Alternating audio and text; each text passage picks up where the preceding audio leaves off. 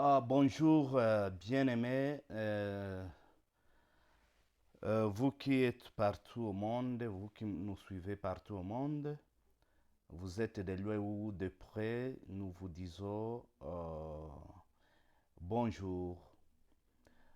C'est un grand privilège de pouvoir me tenir sur les micros de Glorion TV.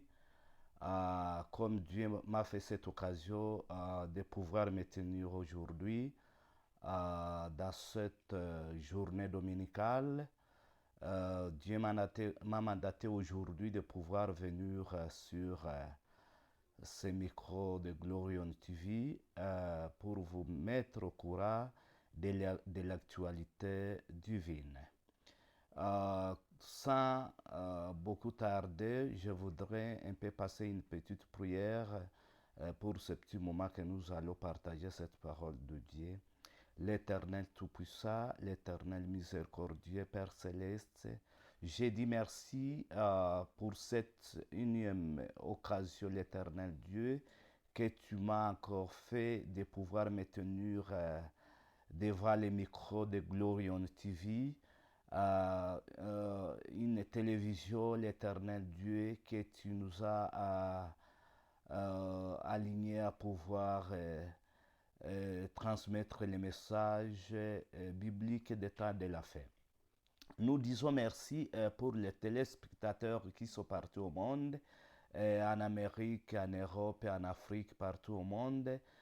L'Éternel Dieu, je t'invite, Père, de nous assister, d'être avec nous, de ne pas nous abandonner.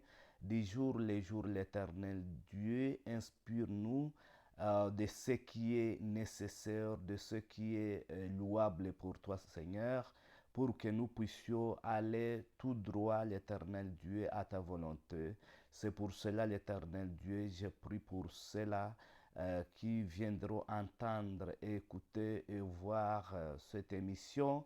L'Éternel Dieu, que le Saint-Esprit puisse les inspirer de la puissance divine, de l'intelligence, et que cette parole puisse édifier toute personne qui pourra, l'Éternel Dieu, la suivre et la lire. Merci pour ta parole, l'Éternel Tout-Puissant. Saint-Esprit de Dieu, Seigneur Jésus-Christ, je t'invite à être ensemble avec nous aujourd'hui et à jamais. Nous prions au nom puissant de notre Seigneur Jésus-Christ. Amen. Euh, Comme je venais de vous le dire, mes chers téléspectateurs, vous qui aimez cette chaîne, vous qui aimez cette télévision de la parole de Dieu, je m'étiais sur la parole de Dieu. Comme je l'ai dit dans les émissions dernières, je vous ai dit que Dieu nous a appelés dans un moment très difficile, un moment où des ténèbres, où le monde est en train de rejeter la parole de Dieu. Certains veulent quitter l'église pour aller au marabout, chez les marabouts, chez les féticheurs, et les autres ont de différentes croyances. Ils ne veulent pas écouter la parole. Il y a aussi ces derniers temps, les temps très difficiles pour les croyants, pour les chrétiens, les temps difficiles où Satan est en train de déployer des problèmes, des difficultés pour les croyants, les saints de Dieu, pour qu'ils puissent trébucher, pour qu'ils puissent rétrograder. C'est pour cette raison, mes chers téléspectateurs, je vous invite encore une fois de faire un moment de chercher la face de l'Éternel dans la prière, dans la parole, chercher toutes choses qui seront louables dans la face de l'Éternel Dieu. Ici, nous allons passer dans les Écritures, nous allons passer dans la parole de Dieu. Nous allons directement dans Matthieu chapitre 7 au 24e verset. Nous allons descendre jusqu'au 29e verset. Et c'est ici où nous allons trouver, mes chers téléspectateurs, la parole de la prophétie d'aujourd'hui que l'Éternel Dieu a gravée au fond de mon cœur. Je suis votre humble serviteur, Christian, l'oracle de l'Éternel. Nous lisons au 24e verset, au nom puissant de notre Seigneur Jésus-Christ. Au 24e verset, ça dit ceci. C'est pourquoi quiconque entend ces paroles que je dis et les met en pratique sera semblable à un homme prudent qui a bâti sa maison sur les rocs. La pluie est tombée, les torrents sont venus, le vent a soufflé et se sont jetés contre cette maison. Elle ne pouvait tomber parce qu'elle était fondée sur les rocs. Mais quiconque entend ces paroles que j'ai dites et ne les met pas en pratique sera semblable à un homme insensé qui a bâti sa maison sur les sables. La pluie est tombée, les torrents sont venus, les vents ont soufflé et ont battu cette maison. Elle est tombée et sa ruine a été grande. Après que Jésus eut achevé ses discours, la foule fut frappée de sa doctrine, car il enseignait comme ayant autorité et non pas comme leurs scribes la parole de l'Éternel. Oh, ici, nous allons, comme la parole l'indique ici, c'est intitulé Les constructeurs sages et insensés. Les constructeurs sages et insensés. Ici, Jésus donne cette parabole en plaçant ces personnes en deux catégories. La première catégorie, Jésus faisait allusion à un homme, à un constructeur qui était insensé. Et la deuxième catégorie, c'est un constructeur sage. Il y a un constructeur sage et un constructeur insensé. Ici, Jésus les place dans deux activités. La première activité, c'est l'un qui a pris son temps. Il a pris son temps, qui est le sage. Il a pris son temps. Il a entamé un projet de pouvoir construire une maison. Mais comme il était en train d'entamer les étapes de pouvoir construire une maison, il a entamé une étape de pouvoir chercher les cailloux, de pouvoir chercher donc les sables, le pierre, les ciments, toutes choses qui étaient nécessaires pour que cette maison euh, puisse être construite. Maintenant, lorsqu'il a fait, il a cherché toutes choses, une étape qui a suivi, il a cherché maintenant la place où il va placer sa maison. La place où il va placer sa maison, il y avait des places qui étaient devant lui. Donc, à son avis, il a directement trouvé son regard sur un lieu sablonné et il a aussi trouvé une parcelle sur un terrain qui avait des rocs. Alors, en ce temps-là, il fallait que cet homme sage puisse faire les choix de là où il va entamer sa construction ou son projet. Maintenant, l'homme sage a bien choisi une place qui était convenable car il avait cette sagesse. Et maintenant, l'homme sage a placé sa maison sur les rocs.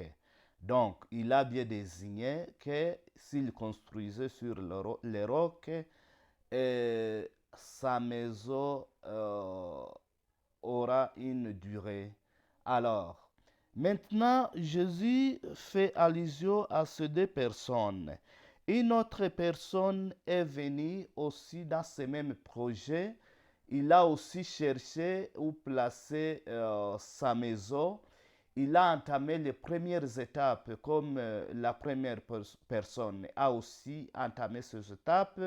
Il a cherché les sables, il a cherché les cailloux, les pierres, les ciments, les briques. Il a tout placé en disposition pour pouvoir commencer à bâtir sa maison. Maintenant, l'homme insensé que nous parlons pour la deuxième fois, l'homme insensé n'a pas aussi tenu compte de la place où il va placer sa maison, où il va bâtir sa maison. C'est ainsi l'homme sage, l'homme insensé avec son intelligence qui était trop basse, il a placé n'importe où sa maison. Maintenant, la différence qui a existé entre ces deux personnes, c'est lorsque les torrents sont venus se jeter sur ces deux maisons. Maintenant, la personne qui a bâti sa maison sur les rocs, lorsque les torrents, lorsque la pluie, lorsque les vents sont venus se jeter sur cette maison, maintenant la maison n'a pas été ébranlée parce que la maison a été bâtie sur les rocs. Maintenant, quant à la personne insensée qui avait bâti sa maison sur les sables, lorsque le vent est venu, lorsque le torrent, lorsque la pluie est venue, s'est jeté sur la maison, malgré les matériels qu'il avait à sa disposition, mais le torrent est venu et a démoli immédiatement la maison parce que la maison n'avait pas une résistance à cause de la place où l'homme insensé avait choisi placer sa maison. Maintenant, Jésus fait référence à sa parole. Dans ce monde où nous vivons, il n'y a que deux personnes de ces deux catégories. Il y a l'homme insensé, il y a aussi l'homme sage. L'homme sage, c'est celui-là qui entend la parole de Dieu et donne importance à la parole de Dieu. C'est celui-là qui cherche la face de l'Éternel. C'est celui-là qui lit la Bible en cherchant quelle est la volonté de Dieu. Dans quelle voie je dois marcher pour plaire à l'Éternel? Dans quelle voie je dois agir pour pleure à l'Éternel? Aujourd'hui, il y a les vents alizés, les vents qui viennent de tout. Il y a les torrents qui nous frappent du jour le jour. C'est peut-être tes démarches, c'est peut-être dans le commerce, c'est peut-être dans le foyer, c'est peut-être partout dans une relation avec les autres, c'est peut-être dans n'importe quelle activité que tu peux entreprendre, mais le résultat ne viendra qu'en rapport avec là où tu as placé ta maison ou là où tu as bâti ta maison. Mon ami qui me suit, Jésus dit ceci, c'est cet insensé qui a bâti sa maison sur les lieux sablonneux. Jésus fait référence à une personne qui rejette la parole de Dieu, à une personne qui ne veut pas chercher la face de Dieu, à une personne qui ne veut pas faire la volonté de Dieu. Je compare à une personne qui est en train d'aller chez les marabouts. Je fais allusion à une personne qui est dans différents péchés et qui est en train de chercher ce qui les réjouit. Donc, ces activités sont charnelles. Mais aujourd'hui, je voudrais t'amener à la parole, toi qui me suis. Tu ne sais pas quand est-ce que la pluie viendra frapper ta maison. Je ne sais pas là où tu as bâti ta maison. Est-ce que c'est sur les roches? Je voudrais te dire que les roches que nous voyons selon la Bible, c'est Jésus-Christ.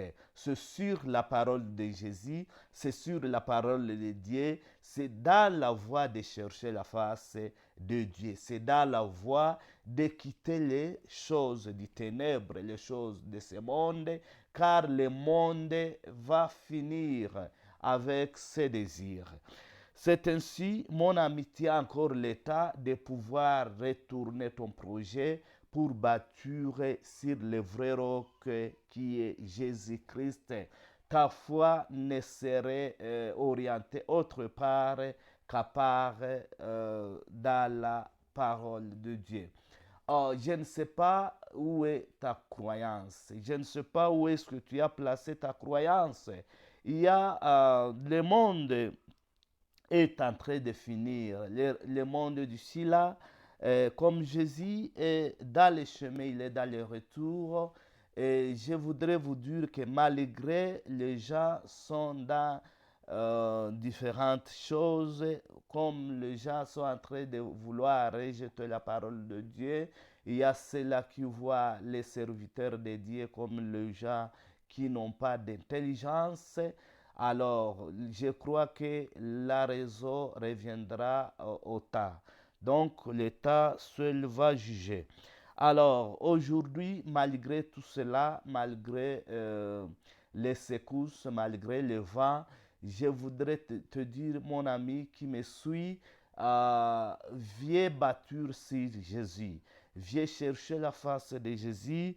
Détourne-toi de tout le mal qui t'a envoûté.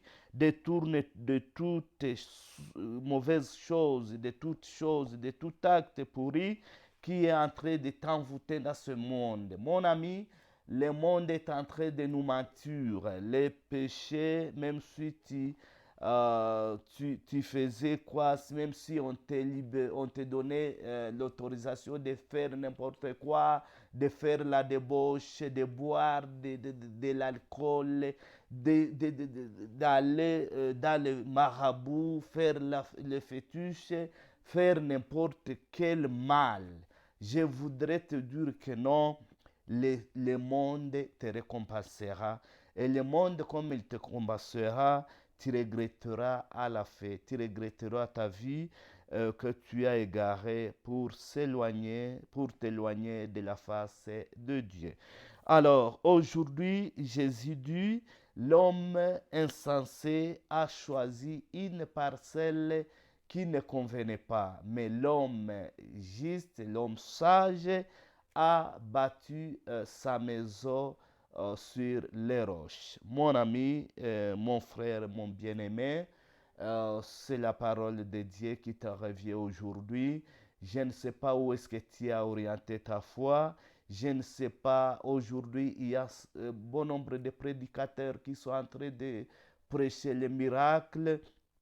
Mais le premier miracle que je voudrais te dire, le fait de pouvoir laisser le péché qui s'est environné sur toi un très long moment, le fait de pouvoir quitter les chaînes des diables, le fait de pouvoir quitter les chaînes que l'ennemi t'a liées, c'est un miracle. C'est ça le grand miracle que tu peux dire aujourd'hui.